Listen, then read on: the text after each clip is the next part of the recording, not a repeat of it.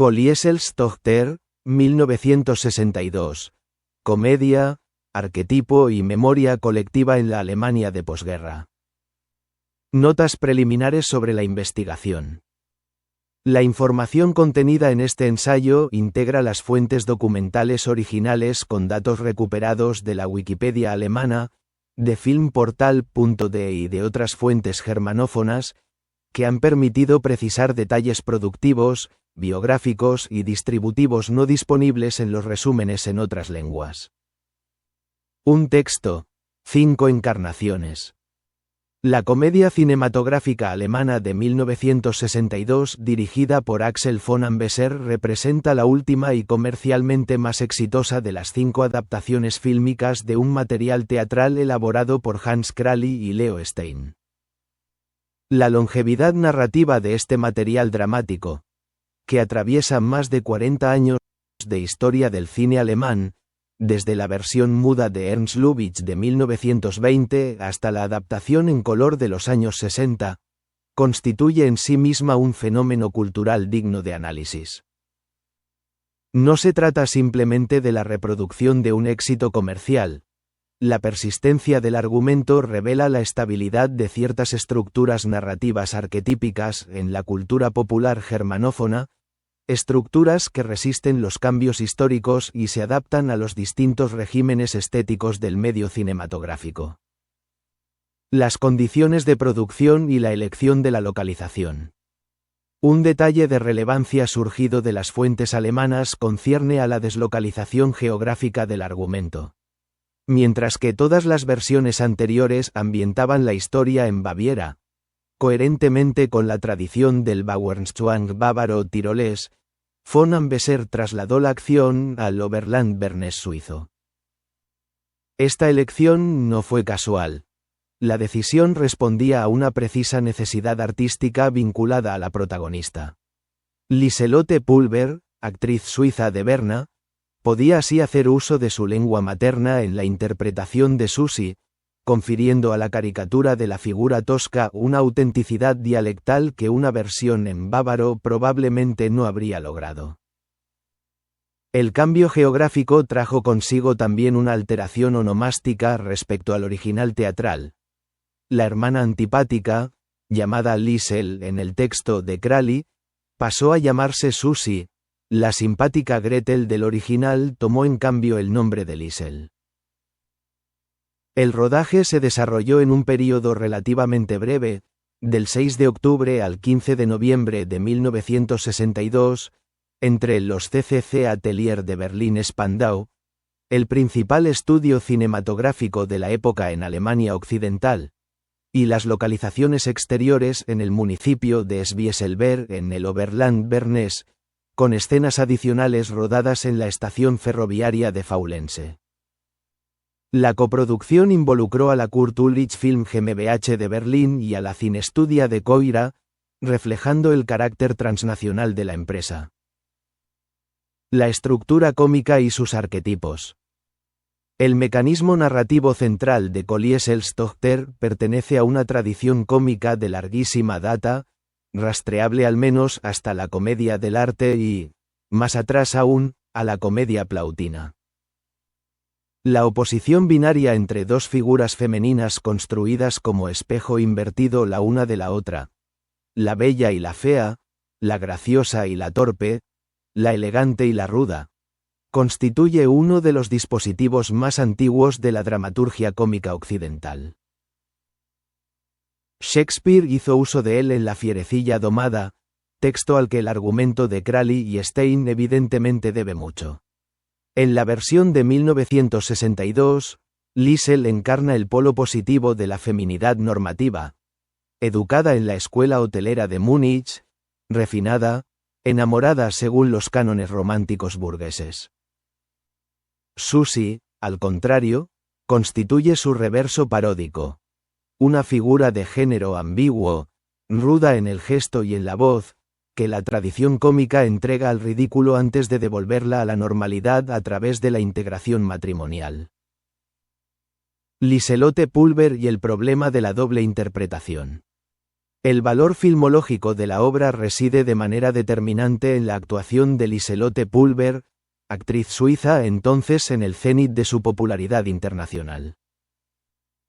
La doble interpretación que se le encomienda, ambas hermanas Colgisel son encarnadas por la misma actriz, plantea cuestiones de gran interés para la teoría del actor cinematográfico. Pulver debe construir dos identidades corporales radicalmente distintas, recurriendo a medios técnicos opuestos. Para Liesel, la naturalidad del gesto controlado y la fluidez del movimiento; para Susie, la transformación proxémica y vocal, sostenida por un maquillaje pesado que deforma los rasgos sin hacerlos irreconocibles. Lo que la crítica de la época denominó «herrlich comisch», magníficamente cómico, es en realidad el resultado de un trabajo actoral de notable precisión técnica. La comedia depende enteramente de la credibilidad de la distancia entre las dos figuras, y esta distancia debe ser visualmente y cinestésicamente convincente aunque permanezca teatralmente legible. La película como documento sociológico. Vista desde la distancia de más de 60 años, Colieselstochter ofrece material valioso para una lectura sociológica de Alemania Occidental en los años 60. El Wirtschaftswunder, el milagro económico que transformó la RFA en una de las economías más prósperas del mundo occidental, produce en el cine popular de la época una curiosa tensión entre modernización y nostalgia. Por un lado, la película está atravesada por un sentido de abundancia y bienestar que se manifiesta en los espacios del Gasthof alpino, en las escenas de convivencia, en el cuidado de los vestidos y los ambientes. Por otro, el escenario rural de montaña y la estructura patriarcal de la familia Colgisel remiten a una Alemania arcaica, preindustrial, que el público urbano de los años 60 podía contemplar con nostálgico afecto sin el riesgo de tener que regresar realmente a ella. El Heimatfilm, el género cinematográfico de la patria, del paisaje alpino idealizado y de las comunidades rurales simplificadas, había conocido su apogeo en la década anterior, pero en 1962 se encontraba ya en fase de declive crítico.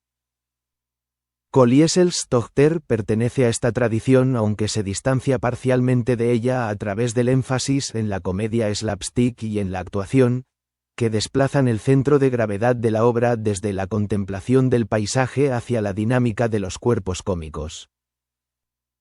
La cuestión del género y sus límites históricos. Un análisis contemporáneo no puede ignorar la dimensión ideológica del argumento. El presupuesto narrativo, que la hija, fea, deba ser colocada en matrimonio antes de que la bella pueda seguirla, en cumplimiento de un voto paterno, refleja una economía matrimonial que trata a las mujeres como bienes que deben ubicarse en el mercado según un orden jerárquico establecido por la estética y la voluntad masculina. La comedia se funda en esta premisa sin cuestionarla jamás, al contrario, la asume como dato natural y la transforma en motor de enredos farsescos. Esto no sorprende en una película de 1962, pero hace necesario, para un espectador contemporáneo, mantener una doble perspectiva, apreciar el texto por sus cualidades formales e interpretativas, reconociendo al mismo tiempo sus límites histórico-ideológicos. Recepción y memoria cultural. La película encontró un éxito de público considerable en su estreno, confirmando la popularidad de Liselotte Pulver y de Helmut Schmidt, su marido en la vida real, como pareja cinematográfica querida por el gran público. En el curso de las décadas siguientes, su vida fue prolongada por la televisión. Las cadenas públicas alemanas, en particular ARD y Bayerischer Rundfunk, garantizaron su circulación en franjas horarias populares, convirtiendo la película en un objeto de memoria generacional para una parte significativa del público alemán de mayor edad. Esta transmisión televisiva ha producido lo que podríamos llamar un efecto nostalgia mediada, Generaciones de espectadores recuerdan la película no como experiencia cinematográfica original sino como parte de un ritual doméstico. El sábado por la noche en familia, el visionado con los abuelos, que ha acabado incorporándose al recuerdo de la propia película. El texto cinematográfico y el contexto afectivo de su recepción doméstica se han vuelto inseparables en el imaginario colectivo. Datos económicos, distribución y reconocimientos. Las fuentes archivísticas alemanas ofrecen datos precisos sobre el rendimiento económico de la película que merecen atención. Los costes de producción ascendieron a aproximadamente 973.000 marcos alemanes, una cifra contenida para los estándares de la época. La película recaudó 1.785.000 marcos, generando para el productor Kurt Ulrich un beneficio neto de aproximadamente 812.000 marcos, un retorno sobre la inversión superior al 80%, excepcional para una producción cómica de entretenimiento. Estos números confirman que la película no fue solo un éxito popular crítico sino también una inversión financiera sólida, lo que explica en parte la confianza del productor en la operación. Ulrich ya había encargado una versión del mismo argumento con el título Die Liebe in Tirol, lo que revela una estrategia productiva basada en la reutilización de materiales narrativos consolidados más que en la innovación. En 1964, la película recibió la Goldene Leinwand, la pantalla de oro, un reconocimiento otorgado en Alemania a las películas que habían superado los 3 millones de espectadores en el circuito cinematográfico, atestiguando el alcance de umbrales de público muy relevantes. El estreno tuvo lugar el 21 de diciembre de 1962 en Colonia, en el Cine Kino am Hahnentor, después de que la película hubiera recibido el visto bueno de la FSK el 14 de diciembre con el número de verificación 29.464. También es digno de mención el recorrido distributivo televisivo. La película llegó por primera vez a ZDF el 16 de octubre de 1973 y a ARD el 15 de mayo de 1981. En la República Democrática Alemana, donde nunca había sido distribuida en las salas, se emitió por primera vez el 18 de noviembre de 1987 en el segundo programa de la televisión de la RDA, donde había resultado primera clasificada en una votación del público para el film Ihrer Wahl, es decir, la película preferida por los espectadores. Este dato es particularmente interesante. El éxito de la película entre el público de la RDA, casi un cuarto de siglo después de su estreno y en un contexto político-cultural radicalmente diferente al de su producción, sugiere que los mecanismos narrativos y cómicos de la película trascendían la contingencia histórica de la Alemania occidental de los años 60. Una herencia ambivalente. Kolliesels Tochter no es una obra de autor en el sentido crítico del término, ni aspira a serlo. Es un producto de la industria cinematográfica alemana destinado al entretenimiento popular, y en ese sentido debe medirse, con la conciencia de que el cine popular no es menos digno de análisis que el cine de autor, pero requiere herramientas interpretativas distintas. Su ambivalencia, documento sociológico y artefacto nostálgico, texto ideológicamente fechado y comedia de genuina calidad interpretativa, lo convierte en representativo de una fase de la historia cultural alemana que merece ser estudiada sin los automatismos del juicio estético elitista ni las ingenuidades de una celebración acrítica. Es significativo, a este respecto, que la crítica cinematográfica contemporánea a su estreno no fuera unánimemente entusiasta. Filmportal.de ha conservado una reseña de época particularmente mordaz, según la cual von Ambeser tallaba troncos toscos, al retomar una historia ya gastada, y que el dúctil Eckhard Hachfeld, por lo demás apreciado como cabaretista, había constreñido la historia en un corsé de guión, sin lograr animarla de verdad.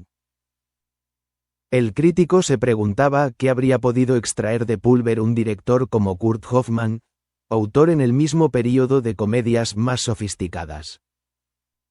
Este juicio, por severo que sea, ilumina un aspecto real de la película. La calidad de la actuación de Pulver supera el material que se le proporciona, y la comedia funciona no gracias a la dirección sino casi a pesar de ella.